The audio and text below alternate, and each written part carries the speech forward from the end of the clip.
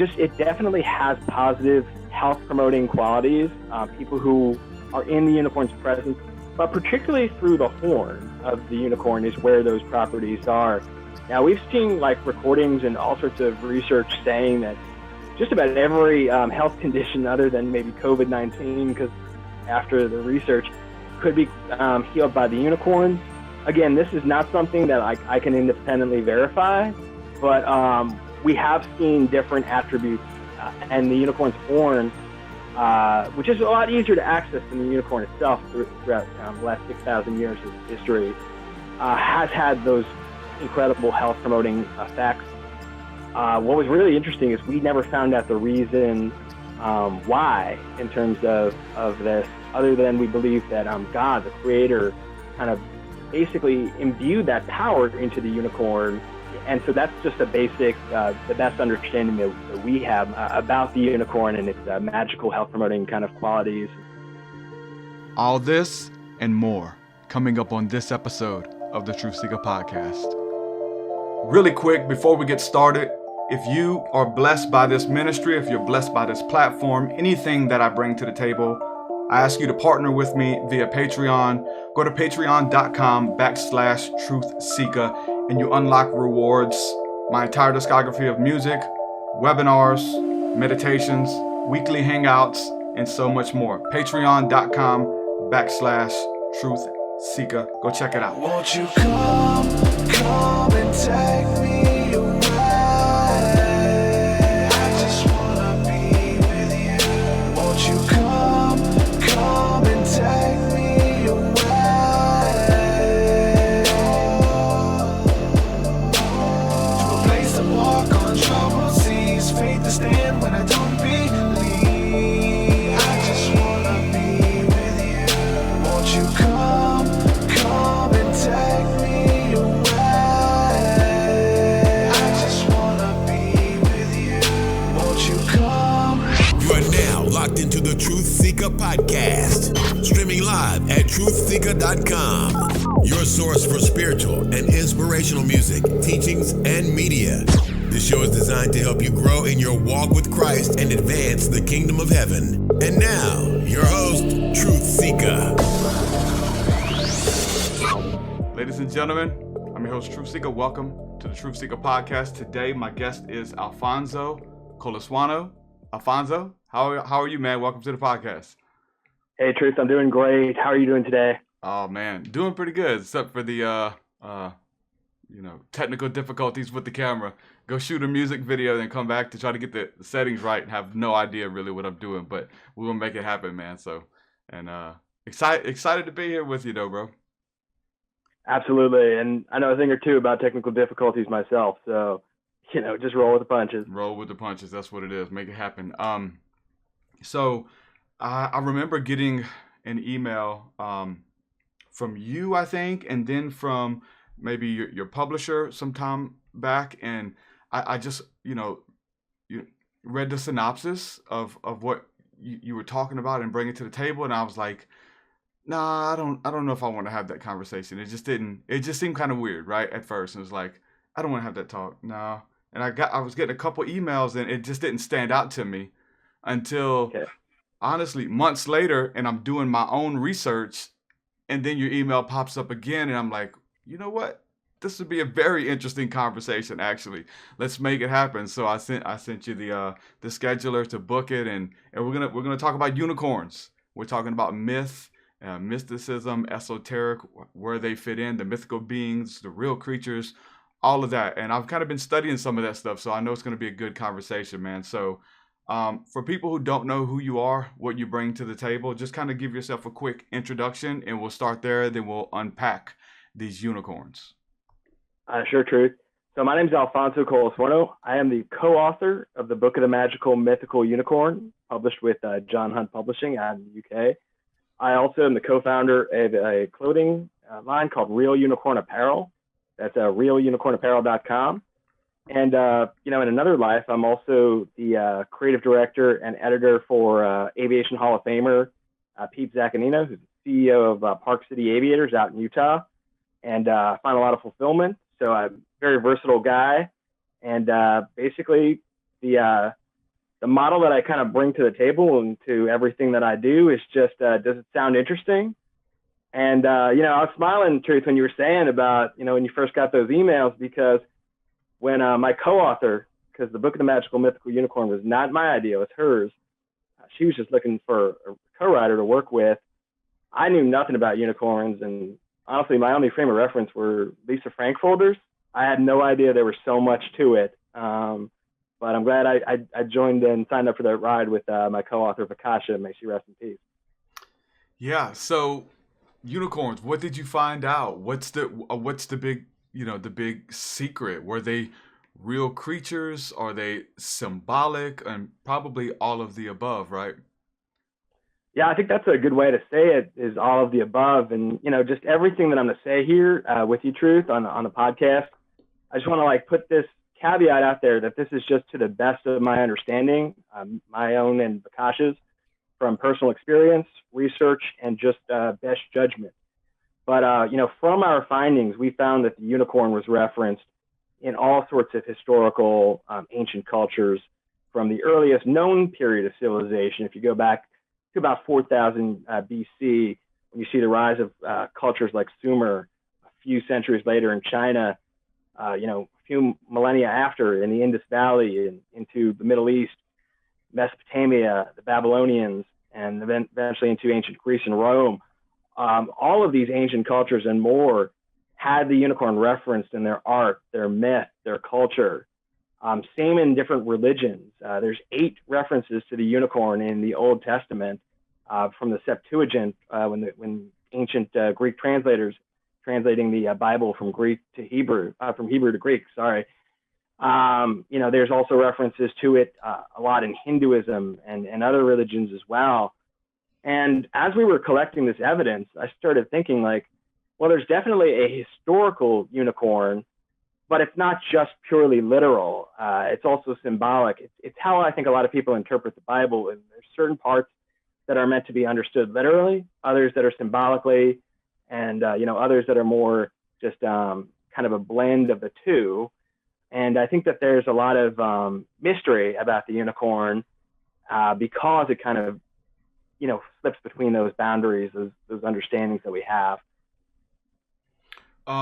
So going back to Sumer, what is the iconography? What is the mention of the unicorn in Sumer? So what's really fascinating about Sumer is that in that culture, this is the very beginnings of language. They didn't use a traditional alphabet like we do with the Latin alphabet or Cyrillic alphabet, but their carvings show depictions in bas-reliefs, in art, and we're going back 6,000 years to this. And the question that just kind of left me as someone who comes from a little bit more of a doubting Thomas or a skeptical kind of perspective, it just seemed really strange that not just civilization like Sumer, but that all of these different civilizations, all of these different faith traditions were saying pretty much the same thing, because, a lot of people say that the unicorn could be an oryx or an antelope or rhinoceros, if you see it in profile. And, I'm sure that there's definitely been misperceptions of the unicorn as one of these creatures in some. But to think that all of these different faith traditions and all of these different cultures all were getting it wrong, I mean, that just strikes me to the point of being more implausible than, taking the belief that the unicorn actually did have some degree of existence in our plane, in our our three-dimensional world. And I believe that the evidence kind of shows that, the evidence that we, painted in the book. And what was that evidence that that they were real creatures? Yeah, it's just the consistency across different cultures. Very consistent understandings of the unicorn as a spiritual and transcendent symbol. Very consistent visual depictions of the unicorn across different cultures, and very consistent positive attributes being given to the unicorn, and just the sheer magnitude of references and understanding, and and even in some cases relying on the unicorn and its power medically. or spiritually in different ways too. These are all very consistent. The unicorn's horn being used as a healing attribute. It's never really explained how people actually accessed fragments of the unicorn horn or the horn itself. But these depictions of its positive attributes are just so consistent across these different cultures that, again, I just don't think that every culture, every faith tradition could get it wrong. I think that just seems a little too implausible for me. Yeah. So, with my research, I'm finding that there's like a lot of mixtures of animals, right? In the scriptures and in ancient texts as well, where they take two different animals, put them together, or humans and animals and put them together. With the unicorn, is this a mixture of some type of magical creature or another creature that had a horn and came together with a horse, and now you have a horned horse? Is any of that mixing going on there with the horn, or is this something that they produce themselves without having to mix with a different type of species? That's a great question. To the best of my understanding, the unicorn is not like a grafting of a horse with a magical or supernatural or higher dimensional creature. It is simply just a higher dimensional creature. And some myths that are a little bit outside of the scriptures have said that the unicorn was actually with Adam and Eve in the Garden of Eden. And the reason that people have had these unicorn depictions, and I want to make it clear that the unicorn has never been in certain regions, like chimpanzees or lions, where you'd see one every day, bears. It's always been relatively elusive and a rare occurrence across different cultures, but it has been there. And, from that, I just think that, again, it's been strange, but I believe that the unicorn is from a higher spiritual dimension, but it dips into earth when it's needed. And I do believe that the unicorn has been coming back more frequently nowadays, and we see it sort of in pop culture references. We see it in terms of even things that are completely outside of the spiritual. And that's not to say that they're negative or anything, but just not a spiritual focus, like in terminology of certain businesses that just accelerate in profits very quickly, being called a unicorn. Well, you could call that new occurrence you could call it just about anything, but why was a unicorn chosen? Why is it becoming more prominent in popular culture? I do believe it's because the unicorn has a spiritual message that it's trying to communicate to us. And I believe that God, or the creator, gives many different ways to communicate messages when people as a whole or individuals need to kind of hear it. So, dealing with magic, dealing with a higher species of being, a celestial being, if you will. It's in the Zodiac too, right? Isn't there a unicorn in the Zodiac? Yeah, it's very interesting that the unicorn actually shows itself in Glastonbury. For those listening who may not be aware, if you go to Glastonbury, England, and you're flying above it, and you see and you observe the ground, you see something that looks directly like a unicorn in the area where I believe Sagittarius is located. So, we see this in a physical depiction of the Zodiac. Now, in most mainstream, astrologers, the unicorn isn't really depicted as such in any more traditional, Zodiac signs or anything of the sort. But the Celtic people, the ancient Celts of Europe, did have a sign corresponding to the early summer that they, basically put under the domain of the unicorn, the same way we would, say the Virgin for Virgo or the Ram for Aries. The Celts did have something about the unicorn in one of their zodiac charts. So it has, taken place in some cultures and in a more tenuous way in the zodiac that we understand. So there's another word that's used. They call them the raim. Have you heard of that term for them? Oh, the raim, yes, or rim. I'm not sure the correct pronunciation, but yes, I've definitely heard that. Yeah, it talks about it in the scriptures, and you mentioned Scotland. They have seals, and a lot of their crest have a unicorn on it. on their crest and on their shields, and family crest as well. That's interesting. Yeah, absolutely. I mean, in Scotland, it was actually kind of a symbol of unity when England and Scotland formed as a kingdom. England had always been symbolically represented, even to this day, by the lion, and the Scottish people by the unicorn. So when those kingdoms were united, almost as a peacekeeping gesture, Mm-hmm. the lion and the unicorn were basically given joint power in British symbolism in this what was at the time a new United Kingdom. And and then if you talk about the ram or the rim, I just think it's fascinating that we see 8 different clear references in the scriptures on the Old Testament to the ram, and then we also see another one that's a little bit, I believe it's in reference to the unicorn, but it also has a double meaning about the fall of Alexander the Great's kingdom, and that's in the book of Daniel. So it's 9 times in the scripture. The British crown. There's so many times that the unicorn's there. I just don't think it's basically a joint illusion as some of the more hard skeptics might perceive it. Yeah, I'm reading Job 39:9, and it says, "Will the unicorn be willing to serve thee, or abide by that crib?"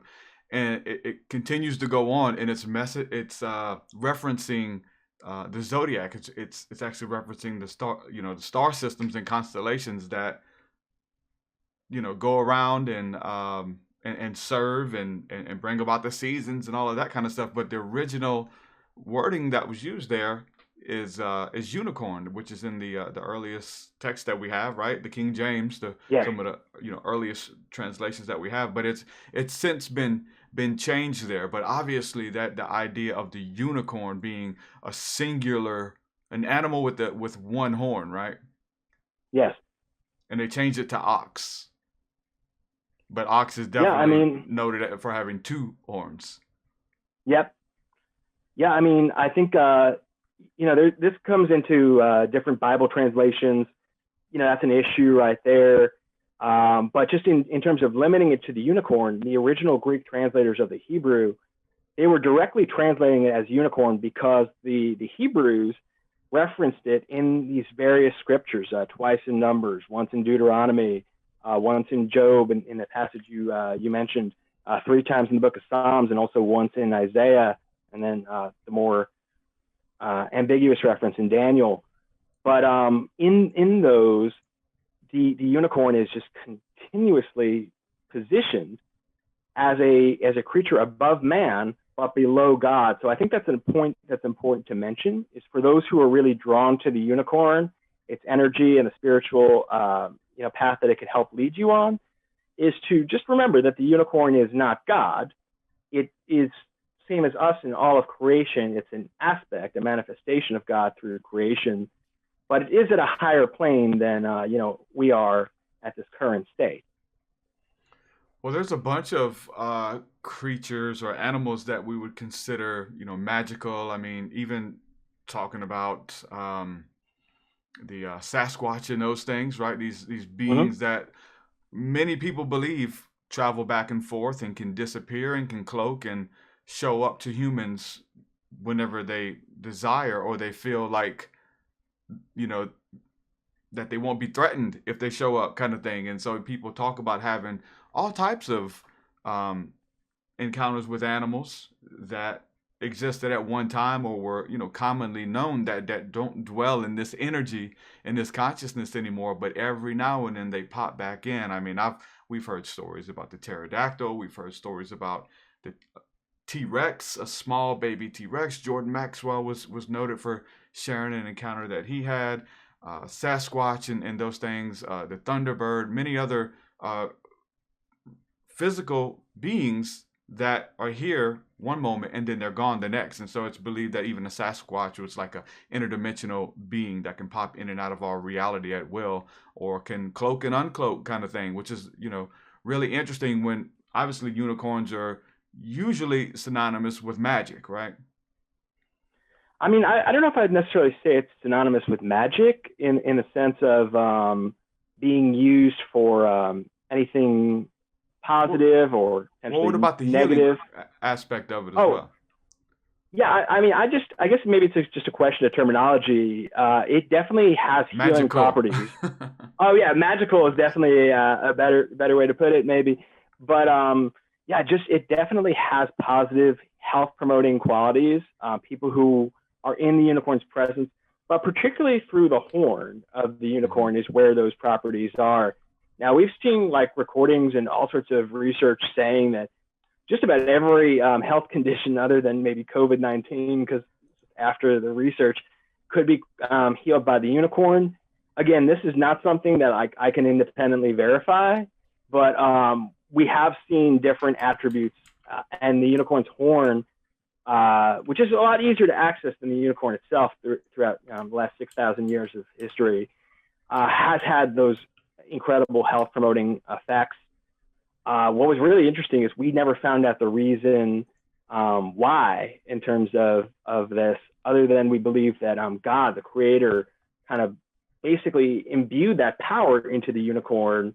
And so that's just a basic, the best understanding that we have, my co-author and I, since deceased, about the unicorn and its magical health promoting kind of qualities and of the sort. Um, so when it comes to, these sightings and things like this, are people still reporting seeing them physically? Or is it something that comes to You you in know, a dream and just kind of back in the consciousness of the people and symbolism and logos and all of that kind of stuff as well? yeah, there are still people who are having appearances with the unicorn. I was on a show with a woman, Nikki Anna Jones, and she actually told me that she was down in the country of Colombia in South America, and she had seen the unicorn as well as other magical creatures in an area that a lot of the local indigenous people had said was kind of a portal. And so I heard that just directly from her. I've heard this from other people. But, like I said, it was a little bit of a doubting Thomas when I started this process with my co-author. And, when my co-author was an elderly woman, and she was not very good with technology. I love Akasha, but she was not good. That's just the truth of it. And so I had to basically travel up from where I live in Baltimore to New York about half the time, so we can work on this book and research and write and edit it. And one thing she told me when I was about to go upstairs for the night to an upstairs bedroom was that some people are known to have unicorn appearances in my house. I was just really excited to work with her on this, so I didn't want to be, say a sarcastic quip or anything like that I might have in other circumstances. But about 7 to 10 days into staying with her, I saw not the unicorn itself, but the horn start to materialize before my eyes. It was not a dream. I hadn't, had a few beers or anything like that. I was, I went to bed around 10. I woke up at 1, and I was clearly awake. It wasn't like a lucid dream or anything, but I saw a spiraled, multicolored horn start to materialize and then dematerialize before my eyes. And I was in a positive, calm presence. And the next day when I woke up, and Akasha woke up a little later, I told her about it, and she just laughed because she knew like I had a lot of doubt about it, and I don't know how or why the unicorn's horn chose to appear before me. Probably so I could just work with her and write a truer depiction of the actual story of the unicorn. Maybe I had to see it with my own eyes first, but yes, there are people who have seen the unicorn. But I think that a lot of people will not say it just because it does sound a little strange saying that you've seen a unicorn. Yeah. And there's judgment, and everything's on Google now, so people can have their reputations potentially questioned from it. So yeah.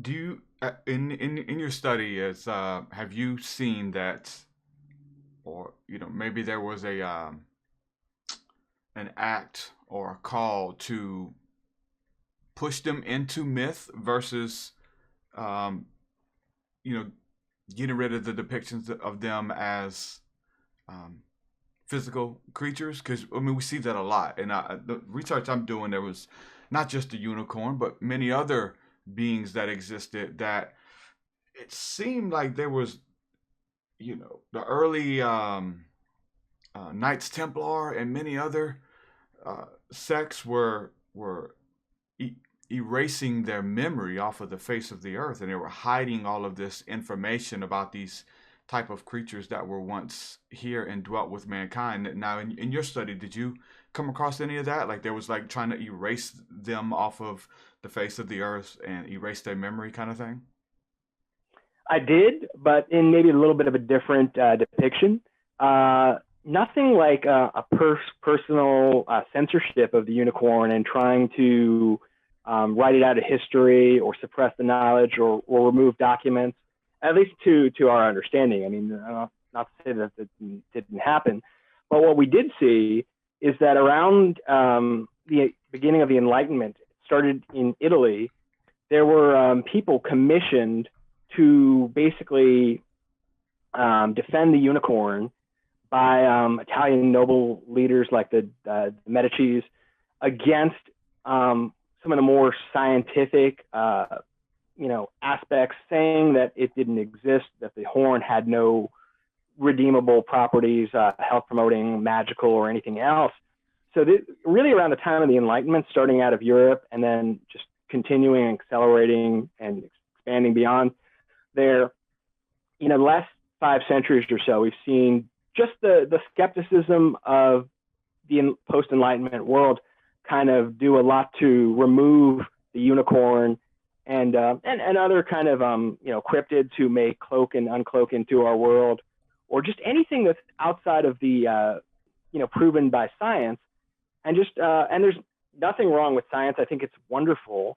I would just ask the scientific community to be more open to things that can't be currently measured in traditional ways of the the scientific method. And but I do think that the more logical, the more modern age that we have has started a process of just more skepticism about unicorns and it's led to them just being less featured in our culture across the world, less featured in our faith traditions, and just overall just have a more minimal role in society. What can you tell me about the unicorn in Egypt? What was their connection? So what we found was very fascinating was that certain hieroglyphic depictions in some of the pyramids actually had unicorns depicted there. And, Egypt is a very fascinating and still mysterious culture in terms of, there's been a lot of theories both in the more spiritual and, paranormal communities about the creation, and then also more, mainstream understandings as well. But I don't think anyone has come to a conclusive, this is definitely how it happened with pyramids being built. We've heard a lot of interesting things, outside of the unicorn's connection to Egypt as well. So I don't really find it surprising to see those depictions of the unicorn in such a fascinating and still extremely mysterious culture as ancient Egypt. Yeah. Well, and so in India, you said that they were noted there as well, and they had a big role. Yeah, I mean, in India, it's definitely been part of the culture.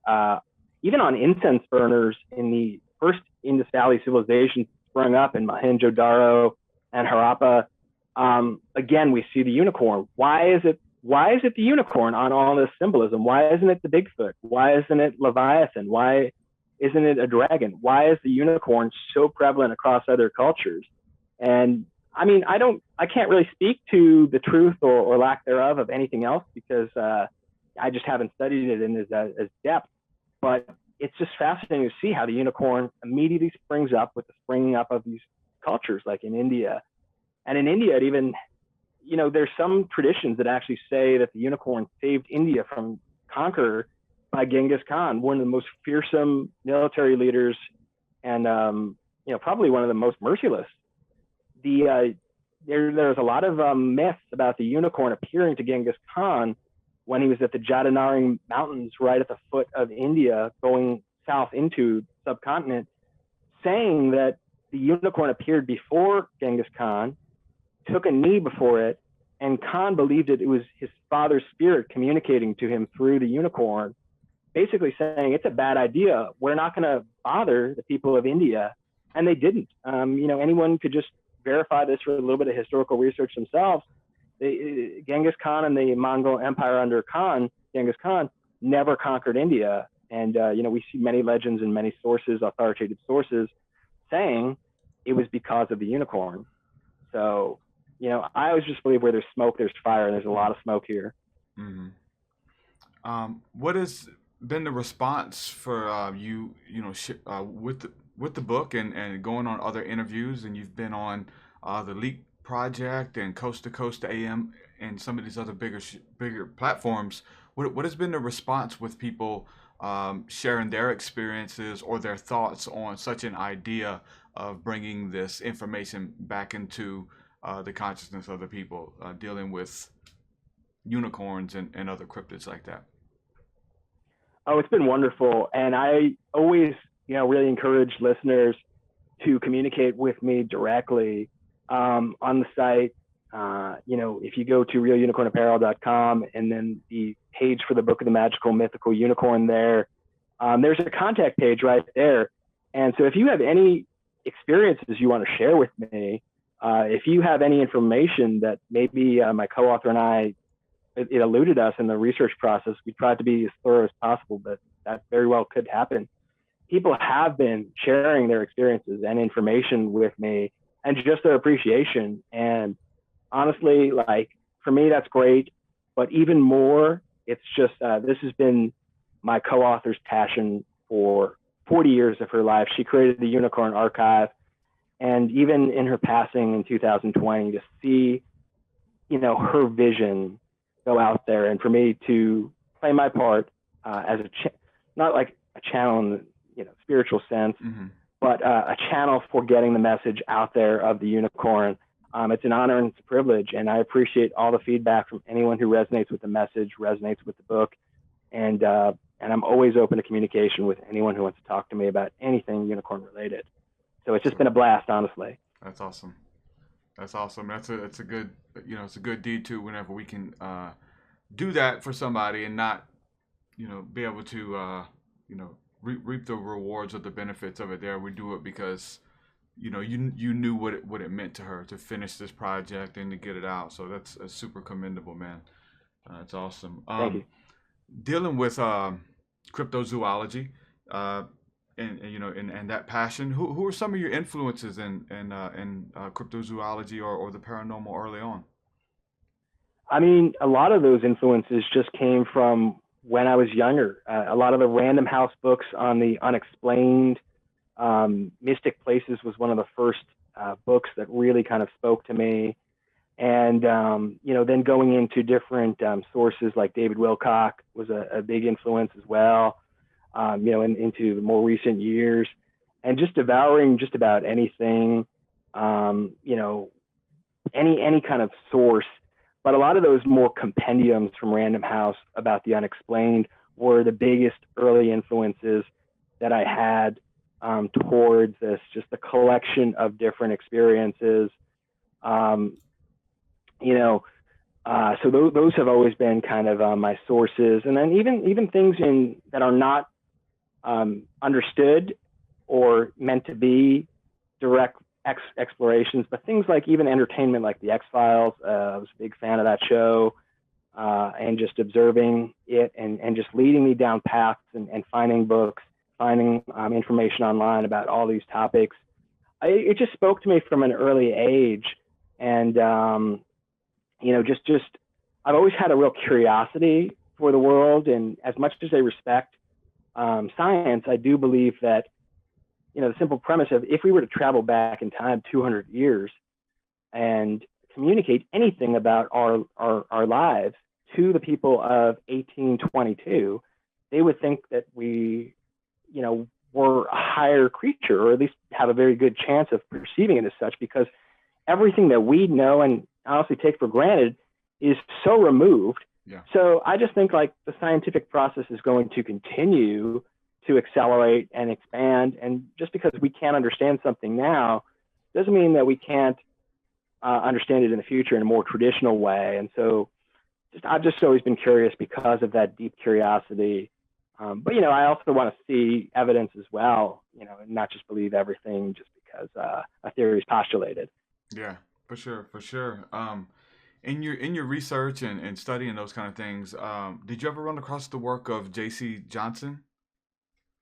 No, actually, that name is new to me. Do you mind Okay. sharing a little bit about J.C. Johnson? Yeah, so he was a noted cryptozoologist, and his big thing was boots on the ground. If Mm. UFOs aren't really his wheelhouse unless they land and something gets out and is walking around kind of thing. So he was a cryptozoologist and kind of made a name for himself. I had the pleasure of interviewing him in maybe 2014, something like that. But he's recently deceased, but he left the legacy of being a adventurer and visiting remote places and going into Mexico and anywhere that there was reports where you can see footprints and tracks and those kind of things with cryptids and stuff. So yeah, just definitely shout out to his work. And I didn't know if you had found him along the way. No, but it's definitely someone to explore. And, I really like Johnson's philosophy of boots on the ground. When Vakasha was still alive, she would ask me, we kind of feel like we share the full anthology of the unicorn's history. So it wouldn't have been another book on the unicorn. But she would ask me, do you want to collaborate on another book? And I would tell her, just to be totally honest with you and all the listeners, no, because I found it to be too passive an activity, the writing and the research of it.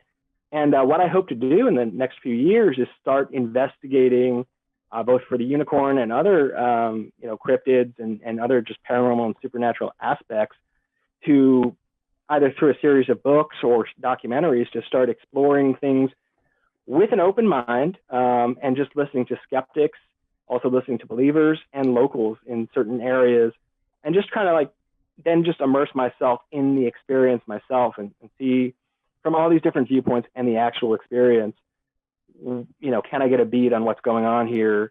And so I definitely appreciate Johnson's approach, and I'm curious to read some of his books and maybe take a little inspiration from that as I go forward with future endeavors in this realm. Yeah, that's awesome, man. Like that's really as a seeker, that's what you got to do. You have to. It's not confirmation biased, right? It's like Yes. it's one thing just to read one source manuscript and deal with that, but you got to look at the pros and the cons and the scrutiny and all of it, and then contradicting evidence. Talk about it all, and then usually what I say, throw the dart, and the truth is probably somewhere in the middle of all of the theories and all of the scrutiny on both sides. And so that's how you get to it, and the same thing with this book. And knowing that there's the scripture I read in Job that talks about the unicorn, and most people say, well, that was a rhinoceros. And I know I've said it and said that's a bad Yep. translation, it's a rhinoceros. Wait, that's not the only thing that people say it is. They also change it to an ox, and they keep Mhm. changing the name. So to think that it's one thing or the other, no. When you got that third wheel in there, it's like, okay, now we gotta kind of look at the source material, look at the words, and look at antiquity to find out what was going on. And like you said, I mean, just because something was common and was making an appearance or was here amongst the people and they're not no more, the scientists now say, okay, we can't prove that these beings existed, and where they go, and all of the theories with that. But um going, doing all of the research, the scrutiny, and I love antiquity and the things that we've Yes. forgotten. Right, there's so much that we've forgotten. So to kind of pay homage in a sense of putting out a book like this and doing the due diligence on the research is amazing. Yeah, I mean, I love antiquity too, and I think it's important that all of us, just because we have a modern advanced society now, to not basically take the ancients for granted and the wisdom that they have and the perceptions that they have. I think that that's just a trend that's unfortunately growing in society. Basically perceiving that what we know now is the height of everything, and that we know everything. We don't, not just yet. So I just tell everyone, just have a little bit more patience and curiosity, and we can get to even greater truths than we understand right now, and just not to have a collective hubris as a species of humanity, because we've advanced a lot, but we're not all the way there yet, and as finished creation. Yeah. So I was going to ask you, what was next as far as another book or studying, but I guess you just answered it, and I'm excited to see what you bring to the table. You've got this under your belt, and then, branching out to some of the other forgotten cryptids, and there's a lane there for sure. And I've been studying so much of that myself, and I think it needs to be brought back. I think that what was forgotten, that they forgot about these beings, and they just put it in the category of myth, because that's or in a movie or a cartoon or something. So therefore your mind it immediately makes that connection that, oh yeah, those are just fantasy creatures in these certain movies or something. But like, no, they actually existed, kind of thing. Yeah, and there's nothing wrong with depictions that are a little bit more, I guess you could even say trivial, or playful. Like we even do this, my wife and I, with Real Unicorn Apparel. Like our shirts and such are playful, but yet, at the same time, the reason we created that store was people might be able to approach the unicorn easier if it's seen playfully. But then, maybe it could lead them to more curiosity. And for anyone who purchases anything from there, they get basically an invitation to read the book that we hope that they take us up on, because, there's nothing wrong if you just appreciate the unicorn as a playful creature, or something, like I said, on the Lisa Frank folder. But we think that there's so much more to it, and we just hope that it's an opening to a deeper curiosity and deeper investigation for people who this resonates with and who are drawn to this as part of their life journey, basically. Yeah, for sure. Well, Alfonso, I appreciate you coming on, man. Enjoyed the discussion. Where can people find out more about your work? I know you have the website. Are you active on social media and all those platforms as well? Sure, yeah. So I am not the most social media savvy person, but I do have a personal Twitter. It's Bookcart Pusher. That's BOOKCART PUSHER, and that's on Twitter. Please feel free to follow me. I kind of keep that as a versatile, just talking about whatever's on my mind, really. But if you want more specific things about the unicorn, you can go to realunicornapparel.com, which has a subpage for the book, or you can just directly search on Facebook for the Book of the Magical Mythical Unicorn. And, when updates come in, we share and update social media. And I really invite everyone to go to the website. And if you're drawn to this conversation, if you want to personally communicate with me about anything, just go to the website. There's a contact page on the book page, and just fire off an email. I'd be happy to respond to any constructive communication. For sure. Well, Alfonso, thanks for coming on, man. In the next steps, the next endeavor, it's documentary, book, research, whatever it is, man, come back on. I'd love to talk about it with you, man. Thanks so much for hanging out. I love that.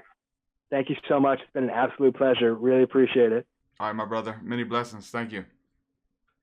You take care. Thank you again. So. Your will so much higher than mine, so much higher than mine, so much deeper than mine, so much deeper than mine. Well, that does it for this episode, folks. To hear more episodes of the Truthseekah podcast, head over to Truthseekah.com. And if you're wanting to support the show and get rewards, go to our Patreon page at patreon.com/Truthseekah.